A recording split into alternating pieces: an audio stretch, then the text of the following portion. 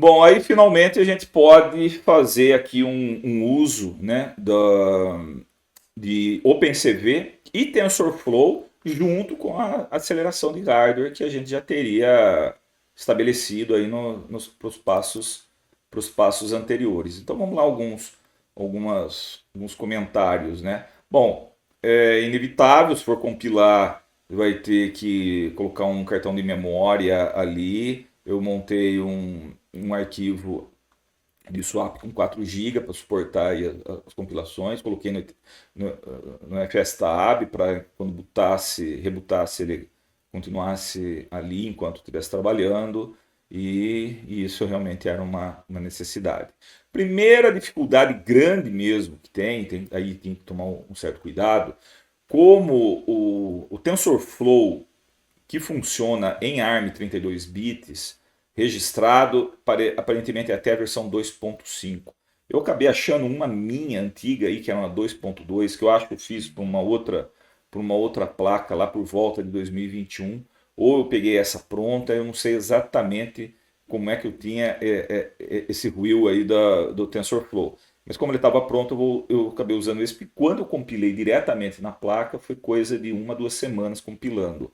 E aí eu não estava disposto a todo esse esforço em cima aí da MX9. Bom, então, para trabalhar com o TensorFlow 2.2 ou até o 2.5, precisa ser um Python 3.7. E a gente colocou o 3.10 para trabalhar com o YTube Downloader, né? Então aí tinha um outro problema aqui. Então foi colocado o Virtual Env, né? E com o PyEnv a gente ficou com duas instalações de Python para o usuário BenTV, tá? Então aqui tem a parte aqui das configurações aqui para Virtual Env, e aí vem aqui toda outras bibliotecas de desenvolvimento que ia acabar pedindo aí para a gente instalar, e aí PyEnv install 3.7, né, que é onde a gente vai trabalhar com esse ambiente virtual que vai ser criado. O ambiente virtual que foi criado ele se chama CV, de Computer Vision, né? E aí ele é feito no 3.7. E aqui tem as maneiras de ativar um ou outro, né? Quando tá usando em termos puramente de querer fazer download com o YouTube Downloader, precisa estar num ambiente que use o 3.10.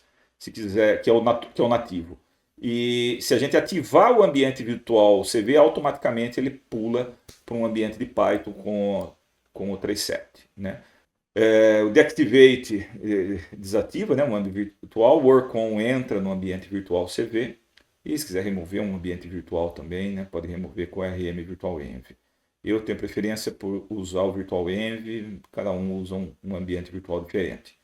Que mais? Aí, para a gente poder compilar e produzir uma OpenCV que funcione em Python, tem que compilar a NumPy, né? E aí aqui a gente compilou a NumPy 1.21.6, que também é compatível com o TensorFlow 2.2. Então aí vem lá o pip install dessas bibliotecas aqui. Ele ia acabar compilando e ele compilou bem utilizando recursos de compressador matemático da CPU de 32 bits, tá?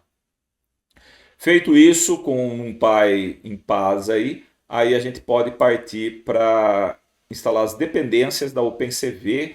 A gente compilou uma OpenCV bastante atual, então isso é uma coisa boa aqui para essa TV Box. E aí aqui a gente ativou algumas bibliotecas que realmente vai dar uma boa de uma aceleração aí do hardware, né, para ela. Tá? Então essas são todas as dependências que a gente tinha que instalar para que pudesse ficar acelerado. Então, entre instalar a OpenCV por pip e compilar dessa maneira, existe um abismo muito grande. Ela fica muito melhor feito dessa maneira. Então daí eu entro no ambiente virtual, onde estava compilado lá o NumPy, né? Fez o download da versão 4.10, se eu não estou enganado está na 4.12, né? A OpenCV, né? Faz umas renomeações aí, coisa e tal, e aí aciona o CMake, né? Para usar aí tudo de bom que o hardware, o Neon, né, por exemplo, né, que o hardware pudesse nos oferecer. A Eigen, né, também. Né? Então estão todas elas aí. E não recomendo, né, porque isso demorou mais de 20 horas. Queimei uma fonte das 3 TV Box que eu tenho aqui comigo. Né? Então bastante cuidado aí ao compilar, se optar por compilar aí a OpenCV. Fica mais fácil fazer um sudo make install, também vai instalar em /usr local, né? Se você mandar compilar, não esquece de rodar o sudo ldconfig também. As versões mais novas elas já fazem essa ligação pro ambiente virtual que a gente tinha compilado, né? Então a coisa funcionou, não precisei criar link simbólico, coisa que precisava antigamente, né? Aí eu também gerei esses pacotes Debian pro build e depois ainda acabei fazendo até usando umas ideias aí para ele colocar o número da versão e para que se instale diretamente em USR local, né? Coisa que nesse build aqui ele não estava fazendo. Tá? Mas agora a gente tem, além dessas, pacotes que fazem no lugar certo e a versão certa para ele instalar. E aí, só procurar fazer, daí se for fazer individualmente, que exista o seu usuário BenTV ali, porque ela assume, né, a existência disso, essa compilação. Liberar um pouco de espaço para as coisas, né, de remover coisas que não estão interessadas. Depois disso tudo, daí dá para instalar a nossa TensorFlow 2.2. E também no ambiente CV, né? Tem algumas dependências que são importantes aí antes de instalar. E aí, o maior problema que a gente teve aqui foi com a SciPy. A NumPy, a gente usou essa daqui, né?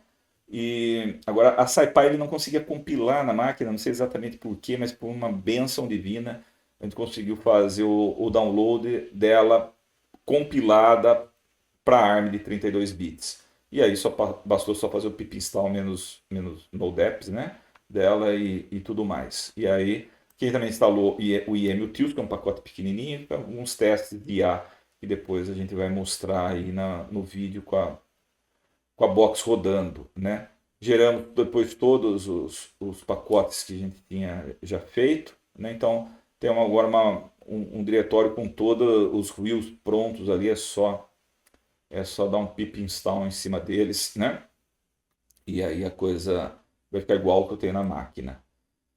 Instalei o Geany para programar em Python e configurei, né, o Geany para acessar diretamente já esse ambiente virtual do Computer Vision. Então ele já abre, se estiver programando no Geany, ele já abre para programar nesse ambiente do Virtual Env do Computer Vision. Então aqui eu falo da ideia, né? Depois que a gente gerou todos os rules, não precisa fazer nada disso, pode pegar todos eles, dar um pip install asterisco.rule e vai instalar todos esses pacotes aí, inclusive o TensorFlow. Né? Depois a gente instalou o CodeBlocks, porque a gente quer usar a TensorFlow Lite com C++. A gente gosta de usar o CodeBlocks aqui na escola. Foi preciso colocar uma versão nova do AutoConf, senão ele dava alguns errinhos aí, tudo em USR Local, como sempre aí, e aí depois a gente baixou essa versão de 2025 do CodeBlocks, Bootstrap, configura, manda também instalar lá no USR Local, e funcionou muito bem, né, essa versão do CodeBlocks 2503. Aí depois a gente faz a descompactação desse tf.tgz que eu tinha guardado aí de 2021. Cheguei à conclusão que ele era a versão 2.5. Eu não sei se eu cheguei a produzir o RUIL do TensorFlow para o 2.5, mas enfim, é o que eu tinha ali. Eu acabei usando para compilar o TensorFlow Lite, e acabou sendo bom, porque daí o que ele acabou produzindo foi um TensorFlow Lite da versão 2.5. Eu não sei se tem versões mais novas do que a 2.5 do TensorFlow Lite que funcione numa arquitetura de 32 bits. Né? Então, talvez a gente esteja de fato na última aqui. Ela acabou sendo criada nessa pasta Build TF Lite, que tem a gente tem ela zipada e disponível também aí nas nossas pastas, tá? Precisou de alguns detalhezinhos aí para ele conseguir baixar o Eigen que estava falhando, algumas edições, né, que estão marcadas aqui, coisas até que relativamente pequenas de serem feitas, né? Demorou para chegar, mas são coisas pequenas, e no final a gente vai ter a construção lá no TF Lite Build, né? E aí ele é compilado aqui com o CMake. Uma vez feito o make, a gente não deu o make install, e por sugestão também da IA, falou, vamos copiar tudo aquilo que interessa para o SR Local para que você possa fazer o desenvolvimento com a TensorFlow Lite. Foi isso que a gente fez. Depois tem algum exemplo aí para a gente trabalhar aí na TV Box, compilado aí um código para TensorFlow Lite. Também a gente instalou o MediaPipe. Ele levou a atualizar alguns ruídos aí que estavam instalados pelo TensorFlow, e também a gente tem uma pasta com todos os ruídos ali, né, para o caso de fazer aí a instalação do MediaPipe. Ele roda de maneira bastante precária, mas roda, dá para fazer algum teste em cima disso, né? Então também a gente tem os pacotes guardados dele aí, e depois a gente vai rodar aí os exemplos que a gente fez, o que a gente tinha, né, para validar que esse ambiente de inteligência artificial esteja funcionando numa computação de borda aí, né? Então esse é o vídeo aí da Computer Vision.